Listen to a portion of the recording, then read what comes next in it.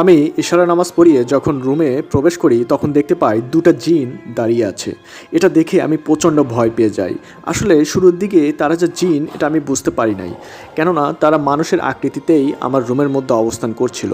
কিন্তু বিষয়টা হলো, আমি যখন রুমের মধ্যে প্রবেশ করি তখন তো আমার রুমে তালা লাগানো ছিল। তো আমি যখন রুমে প্রবেশ করি তখন তালাটা খুলে তারপর রুমের মধ্যে প্রবেশ করি। প্রবেশ করার পরেই আমি তাদের দেখতে পাই। এটা দেখার পর আমি প্রচণ্ড ভয় পেয়ে যাই। তখন আমি তাদেরকে বলি, এই আপনারা কারা, আর আমার রুমের মধ্যে কি করছেন, আর আমার রুমের মধ্যেই বা কীভাবে আসলেন? আমি তো বাইরে থেকে দরজা লাগিয়ে তালা দিয়ে গিয়েছিলাম নামাজ পড়াইতে, আপনারা কিভাবে ঢুকলেন? শুরুর দিকে আমি মনে করতাম যে তারা হয়তো মানুষ, ভুলবশত হয়তো বা তাদেরকে আটকে রেখে গিয়েছি।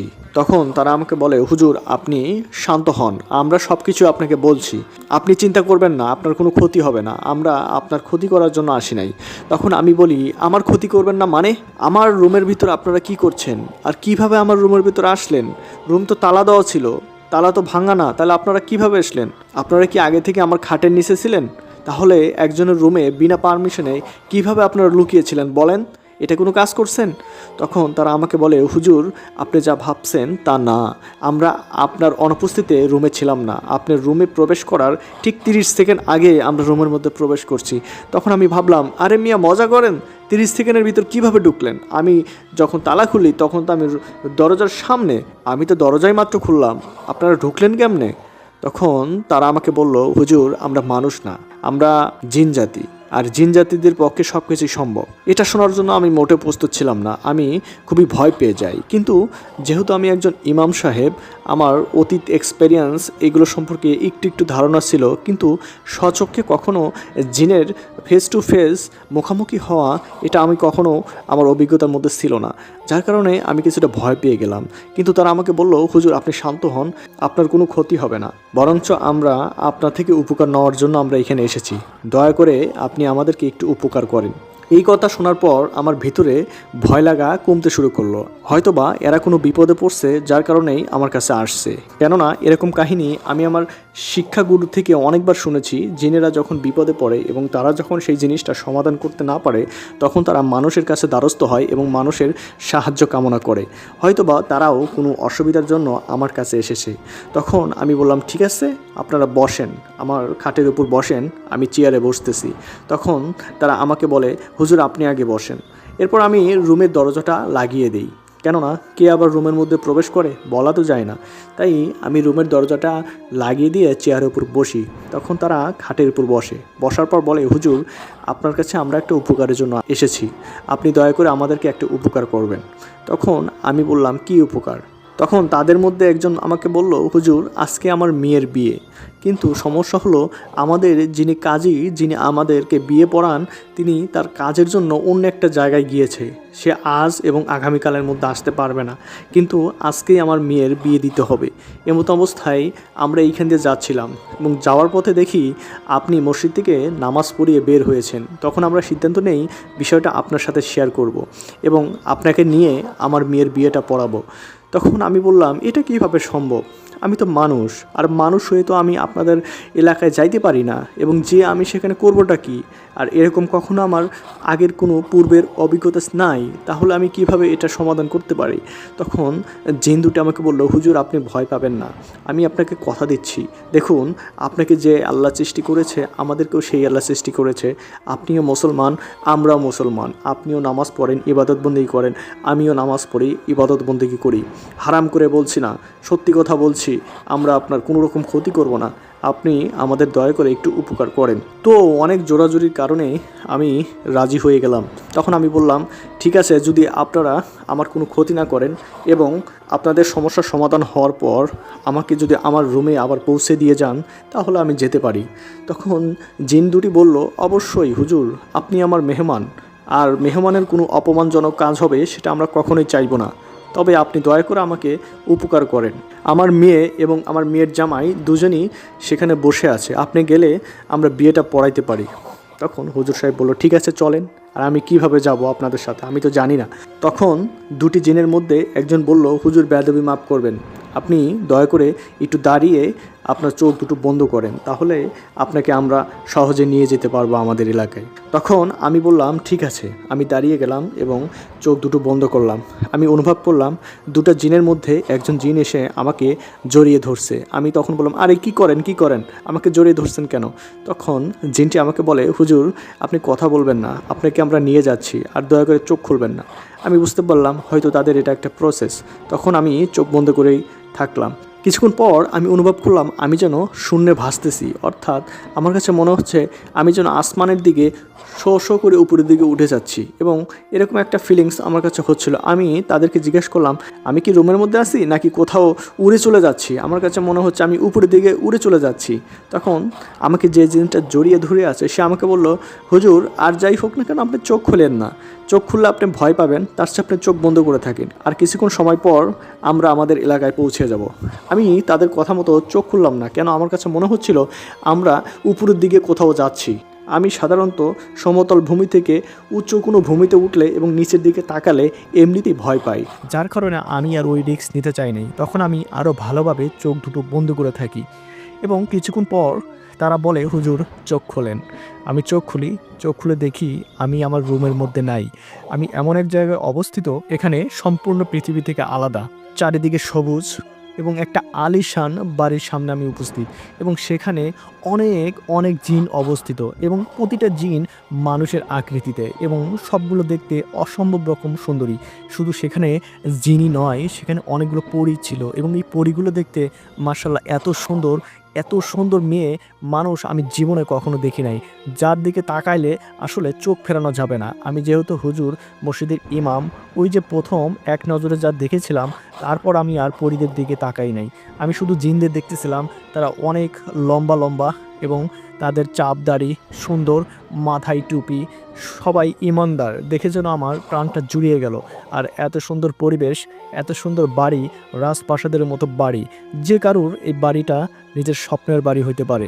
তারা আমাকে বলল, হুজুর আপনি দয়া করে আমাদের সাথে বাড়ির মধ্যে প্রবেশ করেন।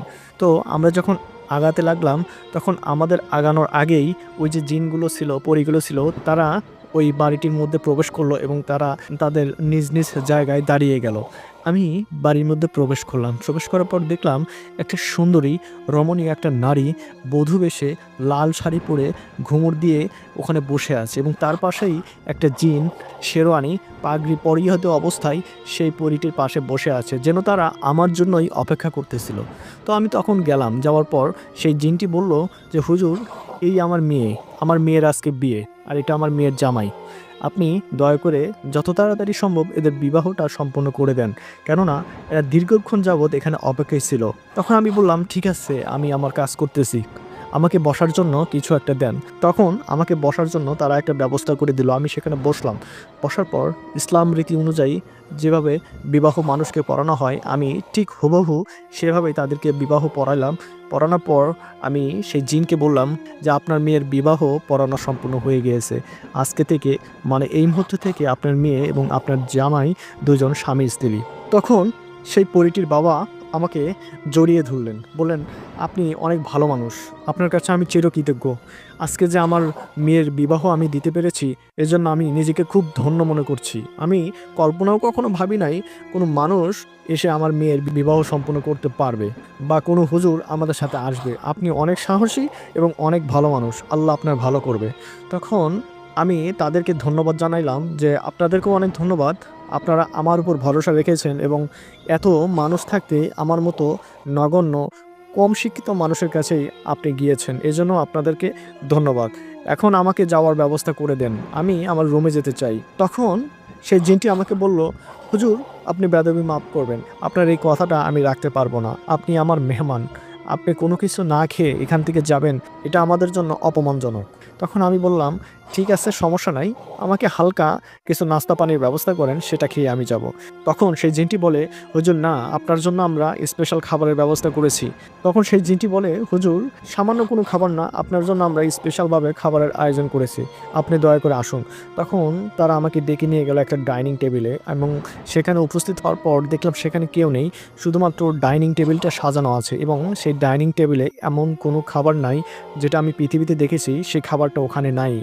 যত রকমের আলিশান জাতীয় খাবার আছে এবং যে খাবারগুলো আমি চিন্তা করতাম অনেক দিন যাবৎ এই খাবারটা খাই না। এক্সাম্পল হিসেবে যদি আমি বলি, যেমন আমার গরুর মাংস খেতে খুবই পছন্দ করি। গরুর মাংস সপ্তাহে ১ দিন আমাকে খেতেই হয়। ঠিক এরকমভাবে আমি যে খাবারগুলো খেতে পছন্দ করি, সকল খাবার সেই ডাইনিং টেবিলে সাজানো। এই খাবারগুলো দেখে সত্যি আমার জিভেই পানি এসে গেল। তখন আমি তাদেরকে বললাম, "এত খাবার? এত খাবার কে খাবে?" তখন সেই জিনটি আমাকে বলল, "হুজুর, সবগুলো খাবার আপনার জন্য। এই খাবারগুলো আমরা আপনার পৃথিবী থেকে নিয়ে এসেছি, শুধুমাত্র আপনার জন্য।" তখন আমি বললাম, "শুধু আমার জন্য এত খাবার আপনি নিয়ে এসেছেন?" তখন জিনটি বলল, "হ্যাঁ হুজুর, আমাদের খাবার আলাদা। আপনার খাবার জন্য আমরা পৃথিবী থেকে এই খাবারগুলো সংগ্রহ করে নিয়ে এসেছি এবং সম্পূর্ণ হালাল খাবার। আপনি আপনার ইচ্ছে মতো খেতে পারেন।" তখন আমি বললাম, "তাহলে আপনারা কি খান?" আমার খুব জানার ইচ্ছা হলো। তারা বলল, "আমরা খাই, সেটা আসলে বলা যাবে না। তবে আমরা মিষ্টি জাতীয় খাদ্যটা খুবই বেশি পছন্দ করি।" তখন আমি ডাইনিং টেবিলের ডানে তাকাতেই দেখি রসমালাই এবং বড় বড় রসগোল্লা সেখানে রয়েছে। আমার রসগোল্লা খেতে খুবই ভালো লাগে। আমি বললাম, "এই রসগোল্লাগুলোকে আমি খেতে পারি?" তখন জিনটি বলল, "খেতে পারি মানে? হুজুর, সবগুলোই আপনার জন্য। আমি চাই আপনি সব কিছুই খান।" তখন আমি বললাম, "এতগুলো কি আমার পেটে আটবে? আমার যতটুকু দরকার আমি ততটুকু খেতে পারি।" তখন জিনটি বলল, "হুজুর, আপনি খান। আপনার যতটুকু খাওয়ার দরকার আপনি খান, কোনো সমস্যা নাই। আর বাকি খাবারগুলো আমরা প্যাকেজিং করে আপনার সাথে দিয়ে দেব।" তখন আমার খুবই ভালো লাগলো যে যাক, খাবারগুলো দিয়ে দিবে। আমার বেশ কিছুদিন এই খাবারগুলো আমি খেতে পারবো। অন্ততপক্ষে আমার রান্না করতে হবে না। কেননা রান্না করার মতো বিরক্ত কাজ পৃথিবীতে আর কি হতে পারে। আমি সেই মিষ্টি দিয়ে খাওয়াটা শুরু করলাম। যদিও ঝাল খাওয়ার পর মিষ্টি খাইতে হয়, কিন্তু মিষ্টিগুলো দেখতে এত লোভনীয় ছিল যেটা আমি ভাষায় প্রকাশ করতে পারবো না। ১ম এ আমি রসমালাই খেলাম, যেটা অমৃত স্বাদ। এরকম স্বাদ আমি আসলে কখনো পাইনি। যদিও তারা বলছে এই জিনিসগুলো পৃথিবী থেকে নিয়ে গিয়েছে, পৃথিবীর কোনো মানুষ এভাবে মিষ্টি বানাইতে পারে বলে আমার ধারণা নেই। তারপরে সেখানে যে খাবারগুলো আমার প্রিয় খাবার, সে খাবার সবগুলো খেলাম। কত আর খাবো? খেতে, খেতে একটা সময় আমার পেট ভরে গেল। তখন আমি সেই জিনটিকে বললাম, "না, আমি আর খেতে চাই না। আমি যথেষ্ট পরিমাণ খেয়েছি। এখন আমি বাড়িতে যেতে চাই।" তখন জিনটি বলল, "হুজুর, বেয়াদবি মাফ করলে একটা কথা বলি।" তখন আমি বললাম, "ঠিক আছে, বলেন।" তখন জিনটি বলল যে, "আপনি যদি চান তাহলে আপনি যেহেতু আমাদের এখানে এসেছেন, আপনি আমাদের এলাকাটা একটু ঘুরে দেখতে পারেন।" কিন্তু আমি এই দুঃসাহসিকতা দেখালাম না। আমি জানতাম এখানে বেশিক্ষণ থাকলে পরবর্তীতে আমি এদের মায়াজালে আটকেও যেতে পারি। কেননা সব জিন তো আর ভালো না। ভালোদের মধ্যেও কিছু খারাপ জিন আছে, যেগুলো আমাকে ক্ষতি করতেও পারে। তাই আমি সেই রিস্কটা আর নিলাম না। তখন আমি বললাম, "এমনিতে আজকে আমার অনেক দেরি হয়ে গেল। আমি সাধারণত ৩:৩০টার দিকে উঠে নিজে তাহাজ্জুদ নামাজ পড়ি এবং ফজরের আজান দেওয়ার পর জামাতের সহিতে মানুষকে ফজরের নামাজ পড়াই। কাজেই আমাকে আবার ৩:৩০টার দিকে উঠতে হবে। আমি তো আমাদের পৃথিবী থেকে রাত্রে রওনা দিয়েছিলাম, এখানে এসে দেখি দিন। কিন্তু আমাদের ওখানে তো রাত। আমাকে তো আবার ওখানে পৌঁছাতে হবে, তারপরে ঘুমাতে হবে, আবার ৩:৩০টার দিকে উঠতে হবে। কাজেই আমি আপনার এই কথাটা রাখতে পারলাম না। আমাকে মাফ করবেন।" তখন জিন বলল, "আরে না, না, না, মাপ কিসের? যেহেতু সমস্যা, আপনি যেতে পারেন। তাহলে চলুন আপনার রুমে পৌঁছানোর ব্যবস্থা করি।" এই বলে জিন দুটি আবারও আমাকে তাদের আলিশান বাড়ি থেকে তাদের বাড়ির বাইরে নিয়ে আসলো। কিছুক্ষণ পর একটা জিন অতিরিক্ত যে খাবারগুলো আমার ডাইনিং টেবিলে ছিল, সেই খাবারগুলো প্যাকেজিং করে নিয়ে এসে আমার কাছে দিয়ে বলল, "হুজুর, এই যে আপনার খাবারগুলো, আপনি না এগুলো নিয়ে যেতে চাইছিলেন?" তখন সেই প্যাকেটটা আমি হাতে নিলাম, দেখলাম অনেক ওজন। ইতিমধ্যে একটা মজার ঘটনা আমার সাথে ঘটে গেল। আমি দেখলাম সকল পরী, জিন আমাকে দেখার জন্য তারাও বাড়ি থেকে বের হয়েছে এবং আমার দিকে তাকিয়ে আছে। এর মধ্যে একটা পরী, সেই পরীটি বারবার উঁকিঝুঁকি পারতেছে আমাকে দেখার জন্য। মানে এত পরিমাণ ভিড় ছিল, সেই ভিড়ের মাঝখান থেকে একবার ডানে একবার বামে যাচ্ছে, একটু উপরের দিকে মাথা তুলে আমাকে দেখার জন্য চেষ্টা করতেছে এবং একটা ইশারা দিচ্ছে আমাকে, যেন আমি তার সাথে একটু কথা বলি সাইডে গিয়ে। আমি দেখতে পাচ্ছিলাম, কিন্তু আমি তার সাথে তো কথা বলবো না একা একা। এত জিন পরীর মাঝে আমি তার সাথেই বা কীভাবে কথা বলবো? কিন্তু সেই পরীটি দেখতে এত সুন্দর, আমারও মনে হচ্ছিল সে কেন আমাকে বারবার ডাকতেছে। সে আমার সাথে কি কথা বলতে চায় এটা জানার আগ্রহ আমার ভিতরেও প্রকাশ পায়। আমি ওই যে সে যে আমাকে ইশারা দিয়েছিল, তারপর আমি তার দিকে একবার তাকিয়েছিলাম। সে যে অপরূপ সুন্দর, সেই একবার তাকানোর পরেই আমি বুঝতে পেরেছিলাম। সে আমাকে বিভিন্ন আকার আঙ্গিতে সাইটে আসার জন্য অনুরোধ করতেছিল, কিন্তু আমি কখনোই তাকে পাত্তা দেইনি। এভাবেই একটা সময় পর সেই জিন দুটি বলল, "হুজুর, আমাদের যাওয়ার সময় হয়ে গিয়েছে। আপনি দয়া করে চোখ দুটি বন্ধ করুন।" তারপর আমি চোখ দুটি বন্ধ করলাম, এর ভিতর দেখলাম একটা জিন আমাকে এসে জড়িয়ে ধরলো এবং আমি অনুভব করতে লাগলাম উপরের দিকে উঠতেছি। তখন আমি আরও আমার চোখ দুটি বন্ধ করে রাখলাম। একটা সময় পর আমার কাছে মনে হলো আমি যেন স্থির অবস্থায় আছি, এখন আর উপরে উঠতেছি না, নিচেও নামতেছি না। তখন এদের মধ্যে একজন বলল, হুজুর আপনি চোখ খুলুন। তখন আমি চোখ খুললাম, খুলে দেখি লাইটের আলো। তখন আমি বুঝতে পারলাম হ্যাঁ, আমি আমার রুমের মধ্যে। তারপর ভালোভাবে তাকিয়ে দেখি যে না, এটা আমার রুম এবং দরজাটা যেভাবে বন্ধ করছিলাম ভিতর থেকে সেভাবেই বন্ধ অবস্থায় আছে। তখন জিন দুটির মধ্যে একজন বলল, হুজুর আপনাকে অসংখ্য ধন্যবাদ। আমরা কখনো চিন্তাও করতে পারি নাই যে কোনো মানুষ আমাদেরকে এত বড় উপকার করতে পারবে। আপনার মতো ভালো মানুষ বেঁচে থাকুক দীর্ঘদিন। আপনার কাছে আমরা চিরকৃতজ্ঞ। আপনার যদি কোনো সমস্যা হয় তাহলে আমাদেরকে স্মরণ করবেন, আমরা আপনার সাহায্যের জন্য প্রস্তুত। তখন আমি বললাম, ভাই আমার জন্য শুধু দোয়া করবেন, আর আমার সাহায্য করার জন্য আমার আল্লাহই যথেষ্ট। তখন একটা জিন বলল, আপনি আসলেই অনেক ভালো মানুষ, আল্লাহ আপনার মঙ্গল করবে। এই বলে জিন দুটি মুহূর্তের মধ্যে অদৃশ্য হয়ে গেল এবং আমার যে জানালা ছিল সেই জানালা দিয়ে ধোঁয়া আকৃতিভাবে বাইরে চলে গেল। সঙ্গে সঙ্গে আমার শরীরটা কেন যেন একটা পাতলা হয়ে গেল। ঠিক এত সময়ের মধ্যে একবারের জন্য আমার মনে হয় নাই যে আমার শরীরটা একটা ইজি। আমার কাছে মনে হচ্ছিল আমি খুবই ভারী, আমার ওজনটা অনেক বেশি এবং আমার রুমটাও অনেক পাতলা পাতলা লাগতে শুরু করলো। তো যাই হোক, এটাকে আমি পাত্তা দিলাম না। তখন আমি ভাবলাম এত বড় খাবারের প্যাকেজ আমার কাছে দিল, দেখি তো খাবারগুলো কী খেয়ে আছে। তারপর আমি সেটা খুললাম, খোলার পর দেখি আমি যে খাবারটা খেয়েছিলাম, যে খাবার অবশিষ্ট ছিল সবগুলো দিয়ে দিয়েছে। আমি তো অবাক হয়ে গেলাম যে এত খাবার। ঘটনাটা এখানে শেষ হলেই পারত, কিন্তু ঘটনা শুরুটা হয় এরপর থেকে। এভাবে টানা ৭ দিন আমি মসজিদে নামাজ পড়াচ্ছিলাম, প্রতিটা ওক্ত মসজিদে নামাজ পড়াচ্ছিলাম। ভালোভাবেই আমার দিনকাল চলতেছিল। এরপর থেকে শুরু হয় কাহিনী। আমি প্রায় দেখলাম একটা সাদা বিড়াল, অনেক লম্বা একটা বিড়াল এবং উঁচু হবে। যে বিড়ালটা আসলে দেশি বিড়াল না, এই বিড়ালটা বিদেশি বিড়াল এবং কারোর পোষা বিড়ালের মতো দেখতে। সেই বিড়ালটা আমার আশেপাশে দিয়ে যাওয়া আসা করত। প্রথম দিন যেদিন বিড়ালটাকে দেখি সেদিন আমি বিড়ালের দিকে তাকিয়েছিলাম অনেকক্ষণ, কেননা আমি চিন্তা করলাম এই বিড়ালটা কারোর পোষা কিনা, আর বিড়ালটা কেন আমার দিকে এত তাকিয়ে আছে। কিন্তু আমি কোনো অ্যান্সার পাইলাম না। তারপর আমি সেখান থেকে চলে যাই। বাট সেই বিড়াল থেকে একটা বেলি ফুলের গন্ধ আমার কাছে আসতে থাকে। এরপর থেকে যতবার বিড়ালটি আমার কাছে আসে ঠিক ওই বেলি ফুলের স্মেলটা আমি পাই। আমি যখন মসজিদ থেকে নামাজ পড়ে বের হই তখন দেখি মসজিদের সামনে সে বিড়ালটা আপন মনে খেলা করছে।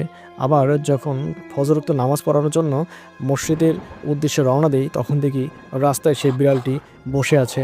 কিন্তু আমি এগুলো পাত্তা দিই না। আমি জানি হয়তোবা কারোর বিড়াল বাইরে থেকে চলে আসছে, আসার পর মালিককে খুঁজে পায় নাই, হয়তোবা এখানেই কোথাও আশ্রয় নিয়েছে। এবং সাধারণত পালিত বিড়ালগুলো এরা মানুষ দেখলে কাছে যায়, চেষ্টা করে তার মালিক খুঁজে বের করার জন্য। হয়তোবা সে মনে করেছে আমি হয়তোবা তার মালিক, এ ভেবেই জিনিসটাকে পাত্তা দেইনি। আর যেহেতু এটা একটা পোষা বিড়াল, কাজেই এই বিড়ালের পশমে বা বিড়ালের শরীরে বিভিন্ন ধরনের স্মেল ব্যবহার করতে পারে, সেটা থেকেই হয়তোবা স্মেল বের হয়।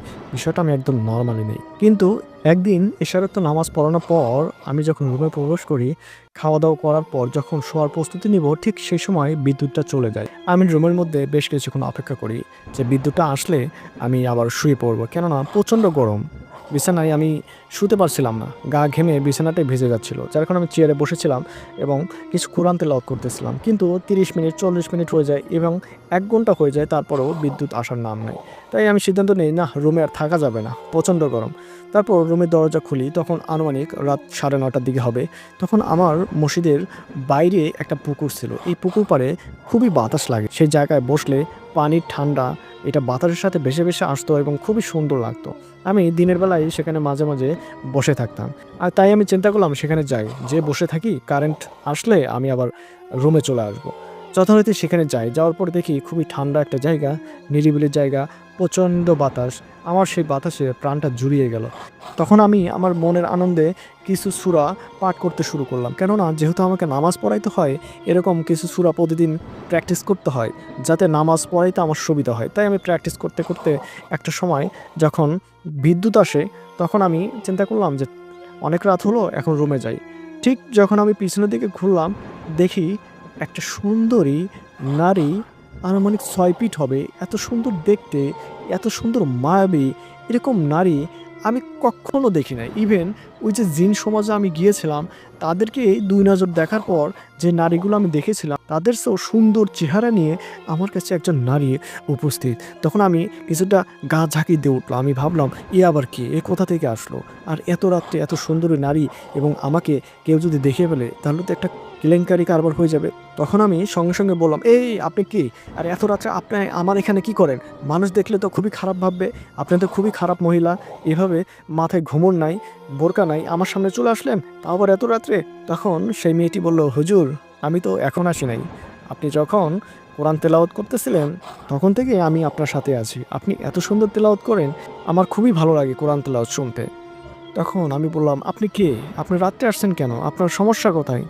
তখন সেই মেয়েটি বলে, "হুজুর, আমি মানুষ না, আমি একটা পরী।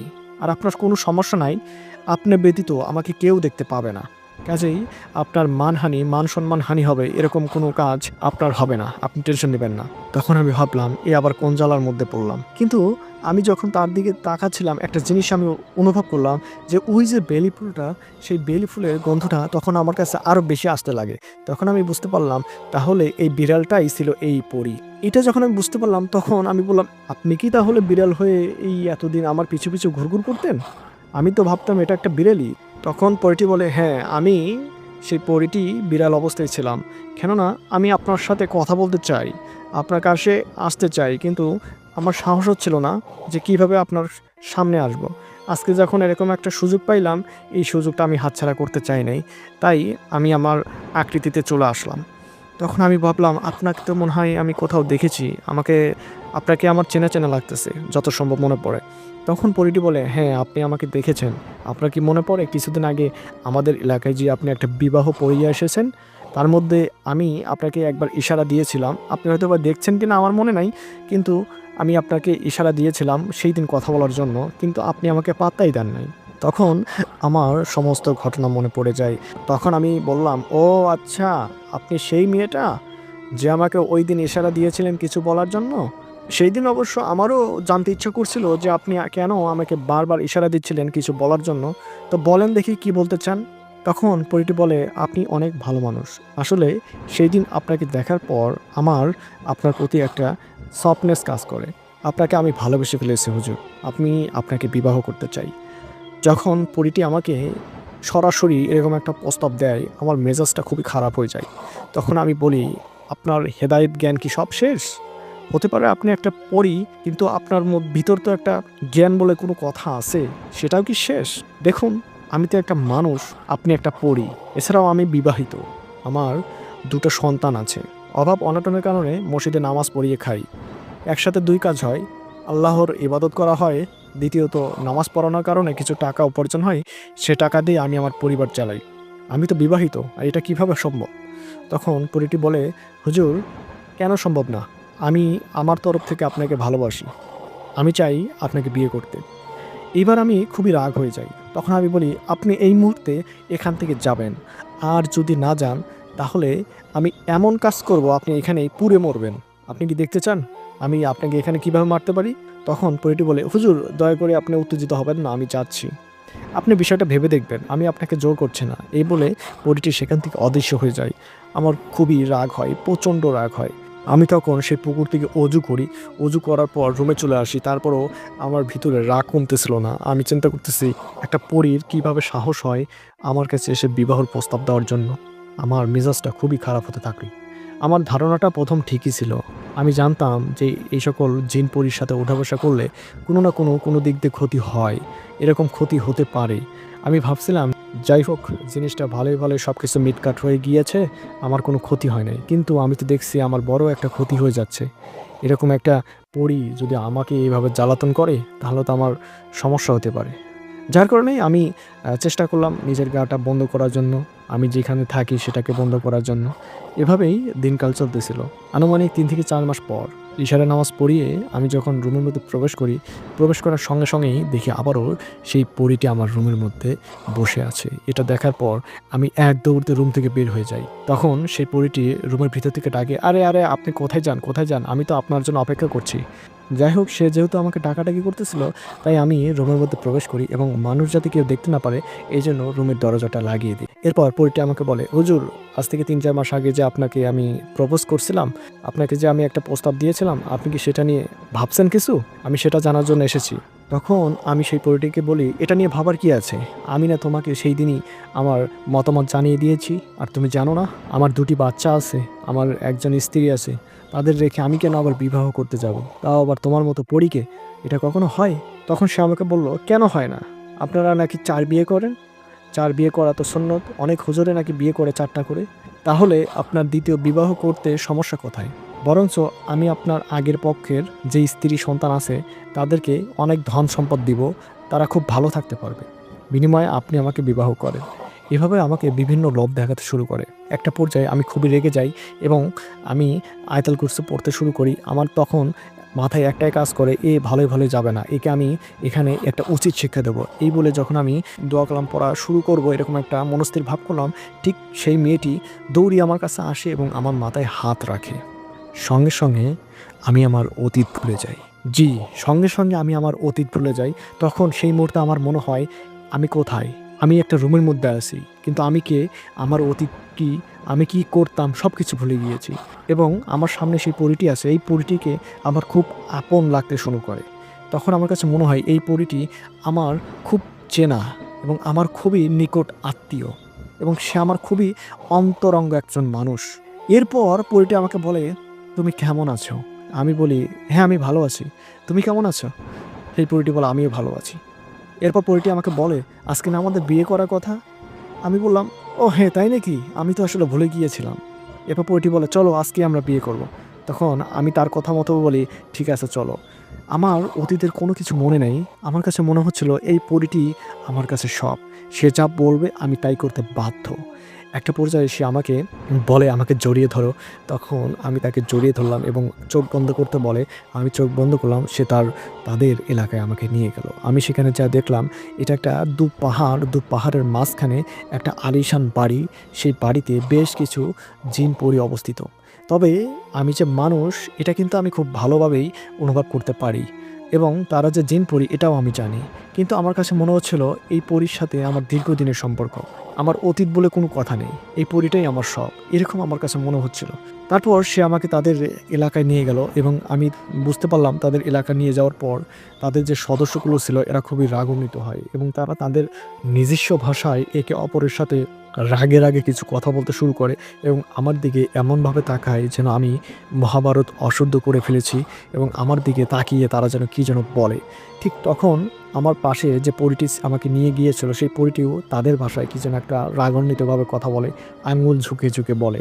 তবে এটা বুঝতে পারলাম সে বলতেছে, আমার বিরুদ্ধে যদি কেউ কোনো কথা বলো তাহলে তোমাদের খবর আছে, কেননা সেই মেয়েটি হলো একটা প্রভাবশালী জিনের মেয়ে। এরপর সে আমাকে নিয়ে তাদের বাড়িতে চলে গেল। তাদের বাড়িতে যাওয়ার পর সেখানে তার মা ছিল, তার বাবা ছিল। তার মা ও বাবাকে বলে যে, একে আমি ভালোবাসি, আমরা দুজন আজকে বিয়ে করব। তার মা বাবা তাকে বলে, এটা তুই করতে পারিস না, তুই তো একটা পরী, ওরা তো জিন, ওদের সাথে তো আমাদের যায় আসে না। তখন পরীটি তার মা বাবাকে বলে, আমি কিছু বুঝি না, আমার একে খুব ভালো লেগেছে, আমি বিয়ে করতে চাই, আর যদি তোমরা বিয়ে করতে না দাও তাহলে আমি তোমাদের ছেড়ে এখান থেকে চলে যাও। তখন তার বাবা মা একটা পর্যায়ে রাজি হয়ে যায় এবং বলে, তুই যে একে বিয়ে করতেছিস এর মূল্য একদিন তোর দিতে হবে, বলে রাখলাম। তখন সেই পরীটি বলে, যা মূল্য দেওয়া লাগে আমি দিব, দরকার হলে এর জন্য আমি আমার জীবন দিয়ে দিব। তখন তার বাবা মা বলে, তুই যা ভালো বুঝিস তাই কর। তখন সেই মেয়েটি আমাকে নিয়ে বলে, তুমি আসো। এরপর একটা হুজুর ছিল, হুজুর তাদের জিন জাতির মধ্যে কিছু হুজুর টাইপের কিছু ছিল, তাদের কাছে নিয়ে যেয়ে আমাকে বিবাহ করে, আমিও তাকে বিবাহ করি। আমার কেন যেন মনে হচ্ছিল এই জায়গাটা পুরনো একটা জায়গা, এই জায়গায় আমি আগেও এসেছি এবং এই জায়গায় যেন আমার জন্ম। তবে আমি বুঝতে পারতেছি যে আমি মানুষ, আবার কিছু কিছু সময় মনে হয় আমি এ জায়গায় কেন, আমার তো এখানে থাকার কথা না। কিন্তু দিন শেষে একটাই, আমি সেই পরীটির উপর আরও আরও বেশি উইক হয়ে যায়। মনে হয় সেই পরীটিকে ছাড়া আমি বাঁচবো না। আমার কাছে মনে হচ্ছে আমি যেন হাজার হাজার বছর আগ থেকে এই পরীর সাথে একসাথে অবস্থান করছি। এই পরীকে ছাড়া কোনো মতেই আমার থাকা সম্ভব না। সেই পরীটি আমাকে তার এলাকায় নিয়ে যাওয়ার পর কিছু কথা বলছিল, তুমি তো জানো তুমি একা, তোমার কেউ নেই, তুমি আমাদের এইখানে বড় হয়েছো, আমি তোমাকে তোমাদের পৃথিবীতে নিয়ে গিয়েছিলাম, আবার নিয়ে যাচ্ছি। তুমি ছোটোবেলা থেকে আমার সাথে বড় হয়েছো, তোমার বাবা মাকে তুমি জানো না, আমি তোমাকে ভালোবাসি, তুমি আমাকে ভালোবাসো। আমি তখন বুঝতে পারতেছিলাম না যে আমি কি বলবো, কারণ আমার কিছু মনে নেই, তবে আমার কাছে মনে হচ্ছিল হ্যাঁ এটাই সত্য, তাই আমি বলেছিলাম হ্যাঁ। এরপর আমাদের সংসার শুরু হয়। একজন মানুষ তার স্ত্রীর সাথে যেভাবে সংসার করে সেভাবে আমরা সংসার করি। আমাদের মধ্যে সেই দিন বাসর রাত হয়, আমরা একে অপরের সাথে বাসর করি এবং বাসর ঘরে যা যা করা হয় সকল কিছু আমাদের মধ্যে হয়। এবং সেই পরীটি আমাকে জড়িয়ে ধরে শুয়ে থাকে, আমিও তাকে জড়িয়ে ধরে শুয়ে থাকি। আমি আসলে ভুলে গিয়েছিলাম যে আমি একজন হুজুর, আমি মসজিদের ইমাম ছিলাম, আমার বড় বড় দাড়ি ছিল। সেই পরীটি বলে, তোমাকে দাড়ি রাখলে অনেক সুন্দর লাগে। আমি বলি হ্যাঁ, তোমার জন্য তো আমি দাড়ি রেখেছি, তুমি তো আমাকে বলেছিলে দাড়িটা রাখার জন্য, এই জন্যই তো আমি দাড়ি রেখে দিয়েছি। তখন সেই পরীটি বলে, হ্যাঁ তুমি তো আমার বাধ্যগত, আমি যা বলি তাই তো শুনবা। এভাবেই আমাদের দিনকাল কাটতে থাকে। দীর্ঘ কয়েক বছর আমি সেখানে অবস্থান করি। একদিন আমি বলি, আমাদের কি কোনো বাচ্চা কাচ্চা হবে না? তখন সেই মেয়েটি বলে, হ্যাঁ আমিও তো চাচ্ছি কোনো সন্তান আমাদের আসুক, কিন্তু হচ্ছে না তো। তখন আমি বললাম, তাহলে এর চিকিৎসা তো করানো দরকার, তোমাদের এখানে কোনো চিকিৎসক নাই তোমাদের যিনি সেবা সুস্থ করে তোলে? বলে হ্যাঁ আছে তো। তখন বললাম, তাহলে তো তার কাছে যাওয়া উচিত। তখন পরিটি আমাকে বললো, হ্যাঁ যাব, আগামীকাল যাব। তারপর পরের দিন সে আমাকে নিয়ে তাদের এলাকার কবিরাজের কাছে নিয়ে গেল এবং আমি বললাম, দেখেন খুব ভালোভাবে দেখেন, আমাদের যেন 1 বছরের মধ্যে একটা কন্যা সন্তান হয়, কেননা কন্যা সন্তান আমার খুব ভালো লাগতো। কিছুক্ষণ পর কবিরাজ আমাকে ডাক দিয়ে বলে, তোমার সাথে আমি কিছু কথা বলি। তখন আমি বললাম, জি বলেন। তখন কবিরাজ আমাকে বলে, তোমার স্ত্রী আর বেশি দিন বাঁচবে না, তোমার স্ত্রীর মরণে একটা ব্যাধি হয়েছে। আর কী যেন একটা রোগের নাম বললো, সেটা আমার মনে নাই, তবে আমাদের এলাকায় ক্যান্সার জাতীয় কোনো একটা রোগ হবে। তখন আমি ঘাবড়িয়ে যাই। তখন সে আমাকে বলে, তোমার স্ত্রী আগামী 1-2 বছরের মধ্যেই মারা যাবে। এ কথা তুমি তোমার স্ত্রীকে বলবা না, তুমি তোমার স্ত্রীকে খেয়াল রাখবা, আর তোমাদের সন্তান কখনোই হবে না। আমি খুবই ঘাবড়িয়ে যাই, আমি খুবই চিন্তিত হয়ে যাই। আমি চিন্তা করি, ও যদি মারা যায় তাহলে আমার কি হবে? এই জগতে ও ছাড়া তো আমার কেউ নেই, আমি কোথায় থাকবো? আর পৃথিবী বলে কোনো জগৎ আছে এটাও তো আমার মাথার মধ্যে তখন খেলতেছিল না। তখন আমার কাছে মনে হচ্ছিল ওটাই আমার জন্মভূমি, ওটাই আমার মাতৃভূমি, আমার যে স্ত্রী আছে, আমার যে পুত্র 2টা সন্তান আছে, এটাও আমার তখন মনে ছিল না। তখন আমি খুবই কান্না করতে শুরু করলাম। আমি বলতে থাকতাম, হায় আল্লাহ, আমার সাথে এটা কি হয়ে যাচ্ছে, আমি এই জগতে কিভাবে থাকবো? এই বলে আমি আমার স্ত্রীকে নিয়ে আসলাম। রাস্তার মাঝে আমার পর স্ত্রী আমাকে বলল, হুজুর তোমাকে ডাক দিয়ে কী বললো? আমি আমার পর স্ত্রীকে বললাম, হুজুর আমাকে বলল তুমি কিছুদিনের মধ্যে মা হতে পারবা, এর জন্য তোমাকে কিছু ঔষধ খেতে হবে, তাহলে তুমি মা হতে পারবা। তখন পরীটি আমাকে জড়িয়ে ধরে বলে, সত্যি আমি মা হব? তখন আমি বললাম, হ্যাঁ তুমি হবা। এই বলে আমরা বাড়িতে পৌঁছাই। ওই রোগের কথা শোনার পর আমি কবিরাজকে বলেছিলাম, আচ্ছা কোনো কি চিকিৎসা নাই আপনাদের যে এরকম রোগ থেকে মুক্তি পাওয়া যায়? তখন কবিরাজ আমাকে বলছিল, এরকম কোনো কিছু নাই যেটার বিনিময়ে তুমি তোমার স্ত্রীকে মৃত্যুর পথ থেকে বাঁচিয়ে আনতে পারবা। এটা একটা মরণ ব্যাধি, এটা আমাদের জিন সমাজের মধ্যে একবার হলে সেটার মৃত্যু নিশ্চিত হবেই। তবে কিছু ঔষধের মাধ্যমে এই যোগীদেরকে বেশ কিছুদিন বাঁচিয়ে রাখা যায়, কিন্তু তাদের মৃত্যু সুনিশ্চিত। তুমি যদি তোমার স্ত্রীকে ওষুধ খাওয়াও কিছু, তাহলে সে আগামী 1 বছর না, আগামী 2 বছর পর্যন্ত সে বাঁচতে পারবে। আর যদি ওষুধ না খাওয়াও, তাহলে আগামী 1 বছর না, 6 মাসের মধ্যেও মারা যেতে পারে। তখন আমি কবিরাজকে বলেছিলাম, যা যা ওষুধ দেওয়া লাগে আপনি দেন, কেননা পরীটিকে আমি এত বেশি ভালোবেসে ফেলেছিলাম। সেই পরীটি যদি আমার জন্য 1 ঘন্টা বেশি বাঁচে, সেটাই আমার জন্য অনেক বড় পাওয়া। তাই আমি কবিরাজ থেকে কিছু ওষুধ নিয়ে এসেছিলাম। এভাবেই চলতে থাকে দিনকাল। সে কিছুদিন পর পর অসুস্থ হয়ে যাইতো, ওষুধ খাইতে খাইতে আবার সুস্থ হইতো, আবার অসুস্থ হইতো, আমি তার সেবা যত্ন করতাম, আবার অসুস্থ হইতো, আবার সুস্থ হইতো, এভাবেই চলতে থাকে। আনুমানিক এরপর 1.5 বছর অতিক্রম হওয়ার পর সে খুবই গুরুতর অসুস্থ হয়ে যায়। ওষুধ খেয়েও যেন তার কোনো কাজ হচ্ছে না। আমি খুবই চিন্তিত হয়ে যাই। আমি ভাবি, তাকে হয়তো আর ফেরানো সম্ভব না এবার। আমি তখন এ সকল চিন্তা করতে করতেই রুম থেকে বের হয়ে যাই এবং মাঠের মধ্যে একটা গাছের নিচে বসে চিন্তা করতে থাকি, সে যদি মারা যায় তাহলে আমার কি হবে? কেননা এখানে যারা আছে, যারা জিন জাতি আছে, পড়ি আছে, কেউ আমাকে ভালোভাবে দেখতে পায় না। তার বাবা মাও আমাকে ভালোভাবে দেখতে পারে না। তার যে আত্মীয় স্বজনগুলো আছে এবং আরও যে জিন জাতিগুলো আছে, তারাও আমাকে ভালোভাবে দেখতে পারে না। ইভেন তারা আমার সাথে কোনো কথা বলে না, কেননা তাদের কথা বলাটা অন্য স্টাইলের। তারপর আমি রুমের মধ্যে প্রবেশ করার পর পরীকে বলি যে, তুমি কি ওষুধ খেয়েছো? ওষুধ খাইতে হবে না? এই কথা বলার পর পরীটি আমার দিকে তাকিয়ে থাকে, আমাকে বলে যে, তুমি আমাকে অনেক ভালোবাসো না? আমি বললাম, কেন, তোমার কি কোনো সন্দেহ হয়? পরীটি বলে, না না না, সন্দেহ না, তুমি আমাকে এত ভালোবাসো কেন? আমি বললাম, তুমি ছাড়া আমার কি আছে? এখানে তো তুমি ছাড়া কেউ নেই, তুমি তো আমাকে অনেক ভালোবাসো, তাই তো আমি তোমাকে ভালোবাসি। পরীটি আমাকে বলে, তুমি যদি সত্য ঘটনা জানো তাহলে কি তুমি আমাকে ভালোবাসবা? আমি বললাম, তুমি আজকে এভাবে কথা বলতেছো কেন? আর তোমার কি খুব বেশি শরীর খারাপ? তখন পরীটি বলে, আমি সত্যটা জেনে গিয়েছি জানো। তখন আমি বললাম, কি জানো? সে আমাকে বলল, আমি আর বেশি দিন বাঁচবো না, এটা আমি জেনে গিয়েছি। আমি তখন বললাম, কে বললো তোমাকে এ কথা? সে আমাকে বলল, কবিরাজ আমাকে দেখতে এসেছিল, তুমি তখন ছিলে না। সে একটা পর্যায়ে আমাকে এই কথাটা বলছে। আসলে সে বলতে চায় নাই, কিন্তু আমি তার থেকে বিষয়টা শুনে নিয়েছি। আমার কাছেও সন্দেহ হচ্ছিল আমি হয়তো আর বেশি দিন বাঁচবো না, তাই কবিরাজ থেকে শুনে বিষয়টা আমি ক্লিয়ার হয়েছি। আর এই কথাটা যে তুমি অনেক আগেই জানতা এটা আমি জানতাম না, আজকেই কবিরাজ আমাকে কথা বললো। তখন আমি বললাম, এই কবিরাজটার আকিল জ্ঞান নাই, কার সাথে কী কথা বলতে হবে এটা সে বোঝে না। তখন আমাকে পরিটি বলল, আসো আমার কাছে বসো। আমাকে জড়িয়ে ধরলো, কান্না করতে শুরু করলো। আমিও তার সাথে কান্না করতে শুরু করলাম। আমি তাকে জড়িয়ে ধরে বললাম, তুমি যদি আমাকে ছেড়ে চলে যাও আমি কোথায় যাব? আমিও তোমার সাথে চলে যেতে চাই, তুমি যেখানে যাবা আমাকে নিয়ে যাবা। সেই পরিটি আমাকে বলে, তুমি যদি সত্য ঘটনা জানো তাহলে কি তুমি আমার সাথে যেতে চাইবা? তুমি চাইবা না। তখন আমি বলি, তুমি বারবার কেন সত্য ঘটনা বলতেছো, কি হয়েছে? তখন পরিটি বলে যে আমি তোমার সাথে একটা বিশাল অন্যায় কাজ করে ফেলছি। আমি বললাম, কি করেছো?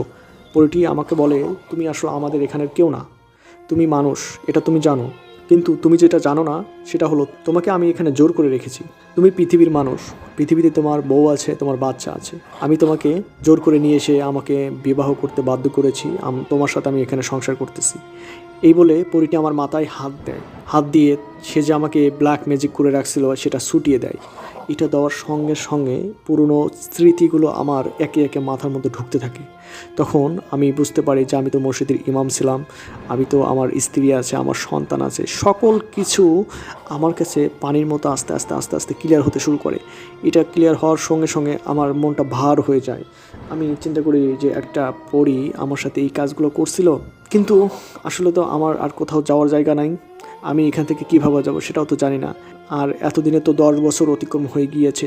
আমি যে আমার বাড়িতে যাব, যে আমি তাদেরকেই বা কী বলবো? তবে আমি যে এই পরীটিকে ভালোবেসি এটা সত্য, এটা কিন্তু আমি ভুলতে পারতেছি না। এবং সেই পরীটির প্রতি আমার যে মায়া সেটা কিন্তু বিন্দুমাত্র কমে নাই, বরঞ্চ যেমন ছিল তেমনই আছে। তখন পরীটি আমাকে বলে, তোমাকে যে আমি ম্যাজিকটা করছিলাম ব্ল্যাক ম্যাজিক, সেটা আমি ছুটিয়ে দিয়েছি, তোমার তো এখন সব কিছু মনে পড়ার কথা। তখন আমি তাকে বললাম, আমার সব কিছু মনে পড়ছে। মনে পড়লে কি হবে?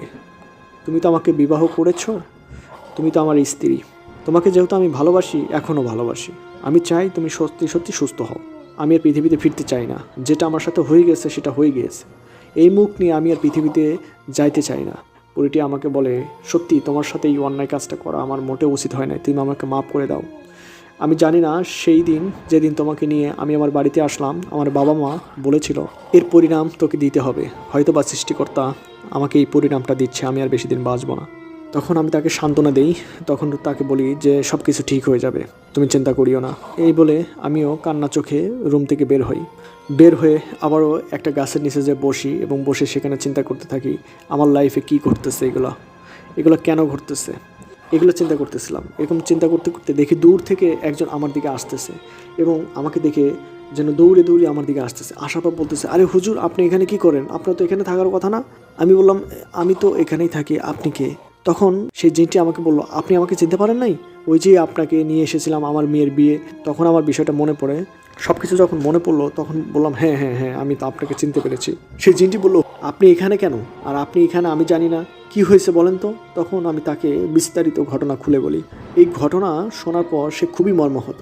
সে আমার পা জড়িয়ে ধরে কান্না করে, বলে, হুজুর, ভুলটা আমারই হয়েছে। আমি যদি সেদিন আপনাকে আমার এখানে না নিয়ে আসতাম তাহলে আপনার সাথে এত বড় অন্যায় কাজ হতো না।